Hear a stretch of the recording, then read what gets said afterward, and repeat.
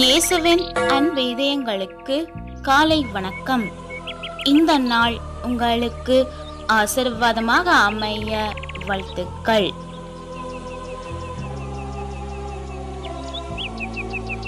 இப்புதிய நாளுக்கான ஆசீர்வாத இறைவசனம் திருப்பாடல்கள் அதிகாரம் 68 இறை வார்த்தை 20. நம் இறைவனே மீட்பளிக்கும் கடவுள். நம் தலைவராகிய ஆண்டவர் தாம் இறப்பினின்று விடுதலை தர வல்லவர்.